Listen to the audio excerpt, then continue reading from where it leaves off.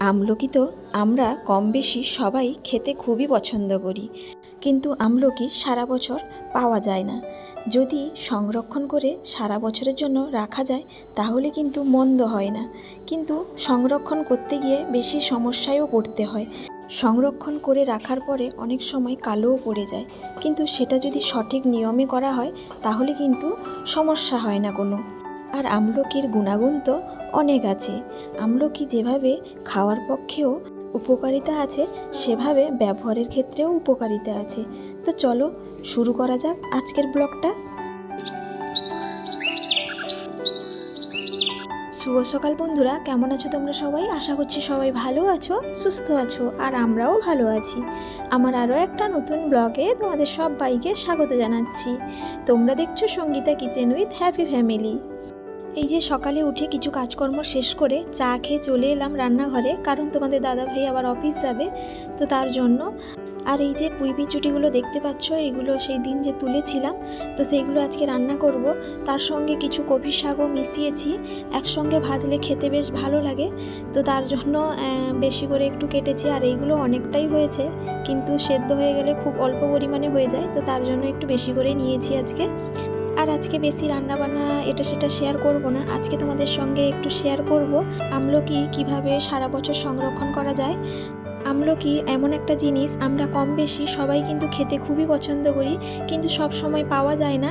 কিন্তু সেইগুলো যদি সংরক্ষণ করে রাখা যায় তাহলে কিন্তু বেশ ভালো হয়, বলো? তো যাই হোক, এখন রান্নাবান্নায় একটু কথা বলে নিই। এই যে পুঁই বিচুটি আর কপি শাকগুলো সেদ্ধ করেছিলাম, খুবই অল্প পরিমাণে হয়েছে, দেখতেই পাচ্ছ। তো ওইগুলোকে আমি একটু পেঁয়াজ আর লঙ্কা দিয়ে ভালো করে ভেজে নিচ্ছি। আর কপি শাকে একটুখানি চিনিও দিয়েছি, কারণ আমরা বাঙালি, মিষ্টি না হলে খেতে পারি না।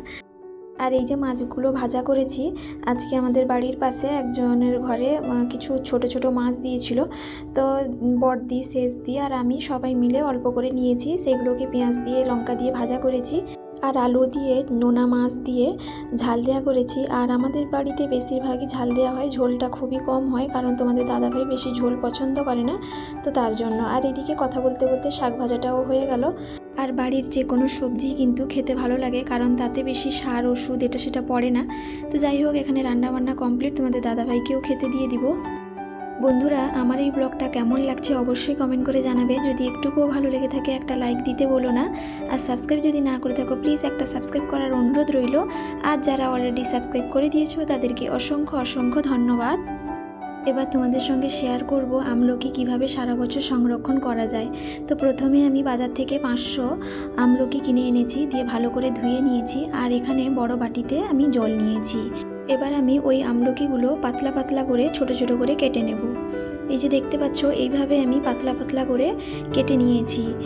মোটা যেন না হয়, মোটা হলে কিন্তু শুকোতে বেশি দিন সময় লেগে যাবে, তো তার জন্য আমি ছোট ছোট করে এবং পাতলা করে কেটে নিয়েছি এবং জলের মধ্যে আমি দিয়ে দিয়েছি। দেখো, সব আমলকিগুলো আমি পাতলা করে কেটে জলের মধ্যে দিয়ে দিয়েছি, কারণ জল থেকে কালো জল বেরাবে, আর আমলকির একটা আলাদা কষ থাকে। আর এই যে জলটা বেরিয়েছে, এই জলটা কিন্তু মাথায়ও নেওয়া হয় খুশকি কমাতে এবং চুল সিল্কি করতে। এই জলটাও অনেকেই ব্যবহার করে থাকেন এবং খুব উপকারী একটা জিনিস।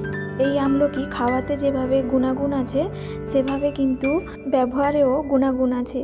তো যাই হোক, এই যে কালো জলটা আমি বের করে দিলাম, এই জলটা একটুও আমি রাখবো না, না হলে কিন্তু আমলকিগুলো সবই কালো পড়ে যাবে। তো দেখো, আমি ভালো করে জলটা বের করে নিয়েছি। এবার এই আমলকির মধ্যে আমি পরিমাণ মতো লবণ দেব, আর পরিমাণ মতো আমি লঙ্কা গুঁড়ো দিব। আর তোমরা না চাইলে লঙ্কা গুঁড়োও না দিতে পারো, কারণ আমাদের খেতে ভালো লাগে, তো তার জন্য লঙ্কা গুঁড়ো দিয়েই মাখাবো। প্রথমে আমি একটা বড় বাটিতে আমলকিগুলো ঢেলে নিয়েছি, তারপর আমি পরিমাণ মতো লবণ দিলাম। লবণটা কিন্তু একটু বেশি পরিমাণে রাখতে হবে, না হলে কিন্তু আমলকিগুলো নষ্ট হয়ে যেতে পারে, তো তার জন্য একটু বেশি করে লবণ দিয়েছি। আর যেহেতু টক জাতীয় ফল, তো তার জন্য একটু লবণটা বেশি লাগবে। আর এতে আমি গুঁড়ো লঙ্কা দিলাম, আর লঙ্কাটা দিলে আমাদের খেতে ভীষণই ভালো লাগে, তো তার জন্যই আমি দিলাম, টেস্টটা ভালো আসে, তো তার জন্য। তারপর একটা চামচ দিয়ে ভালো করে আমি মাখিয়ে নিচ্ছি। হাতটা দিলাম না, কারণ লঙ্কা গুঁড়ো হাতটা জ্বালা করবে, তো তার জন্য আমি চামচ দিয়ে ভালো করে মাখিয়ে নিয়েছি। আর একটা প্লেট নিয়েছি, তো একটা প্লেটে হবে না, তো তার জন্য দুটো প্লেট লাগবে।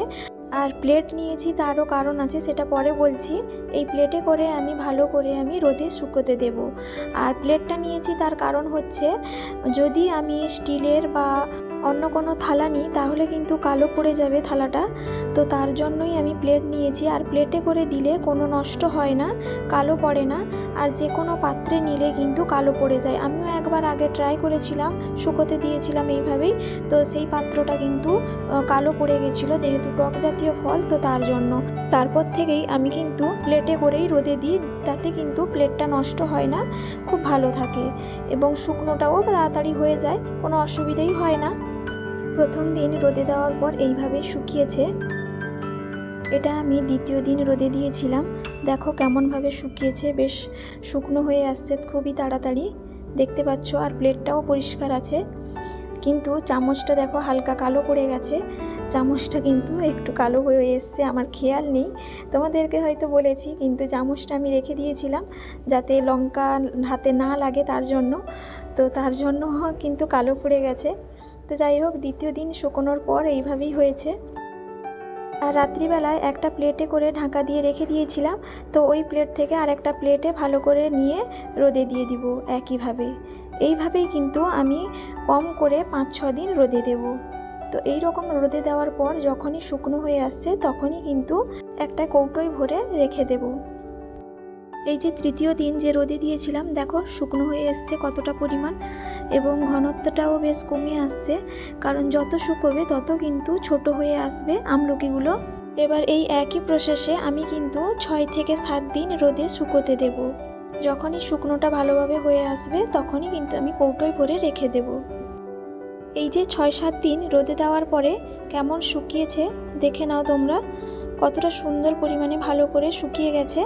আর এখন কিন্তু লঙ্কা যে দেওয়া হয়েছিল সেটাও কালারটা চলে গেছে, কোনো কিছুই বোঝা যাচ্ছে না যে লঙ্কা দেওয়া হয়েছে এতে। আর ভালো করে শুকনো হয়ে এসছে। আর এটা 500 ছিল, শুকনো হওয়ার পর কতটা কমে গেছে তোমরা নিজের চোখে দেখতে পাচ্ছ। আর এটা কিন্তু একটুখানি বেশি হতো যদিও, কারণ আমার ছেলে একটুখানি খেয়েছে, তো তার জন্য একটুখানি কমে এসছে, না হলে কিন্তু পুরো এক কৌটোই হয়ে যেত। এই যে কৌটোটা দেখতে পাচ্ছ, এই কৌটোর মধ্যে আমি ভরে ভালো করে রেখে দেব। সারা বছর কিন্তু এটা খাওয়া যায়। আমি অল্প পরিমাণে করেছি, তোমরা চাইলে বেশি করতে পারো, কোনো কিন্তু নষ্ট হবে না। কিন্তু মাথায় রাখতে হবে লবণটা একটু বেশি লাগবে, লবণটা বেশি দিলে কিন্তু এটা নষ্ট হবে না কোনো দিন।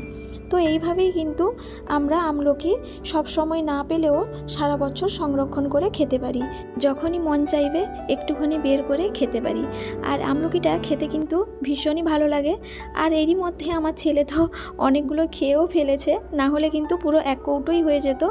তো যাই হোক বন্ধুরা, আমার এই ব্লগটা কেমন লাগলো আর এই টিপসটা কেমন লাগলো অবশ্যই কমেন্ট করে জানাবে। সবাই ভালো থাকবে, সুস্থ থাকবে, আবারও দেখা হবে।